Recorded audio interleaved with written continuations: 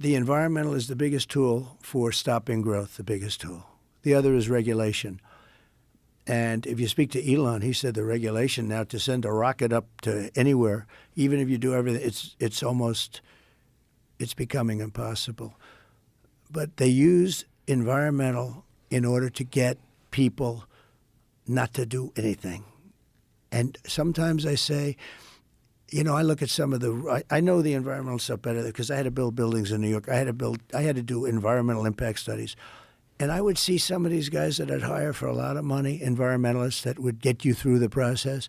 And they'd be up in Albany, that's the capital of New York, and they're up there trying to make it tougher for guys like me that were builders because they'd get paid more money. In other words, I had one guy, highly recommended. I was good at getting permits. I was one of the kings I was always very good. But the environmental stuff was always horrible. They could slow a project down 10 years, 15 years. I had a project in Louisiana, built big LNG plant. It was for 14 years. It was going to cost $18 billion, one of the biggest, like the Empire State Building, laying down on its side times 4. Massive on the coast, on the Gulf Coast. And they said, sir, they're going to give it up. I said, they shouldn't give it up. What's the problem? They can't get their environmental. They had environmental permits that would fill this whole room up to the ceiling. And they said there was one mistake on one little line. They want them to do it all over again. It's not going to happen.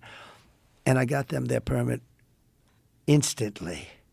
And they built the plant. It's massive. So when you're saying that, there's people that are making money by making it difficult. Yeah. Are you talking about lawyers? No, I'm talking about environmental consultants and lawyers. Environmental consultants profit off of dragging out the process. Absolutely. And how do they profit? Process worse. How do they profit? And I'd off probably that? Do the same thing if I were them, to be honest with you. As a I want to be businessman. honest with you. How do they do that? How do they make it? Let's say New York, they go to Albany. Okay. And they convince people that if you have a certain type of plant on the ground that's this big and in theory valueless, that it's a rare plant and you cannot ever even touch it. You can't go near it. You can't put a building on it. You can't do anything. Or there's a little puddle and they call it a lake. And you have to go by the standards of a lake. I said, no, that's a puddle. Oh, you have no idea. Guys are filling a little puddles. You have no idea what they do. And and they use it as a way to stop you. They use it as a way to stop you and also as a way to generate money.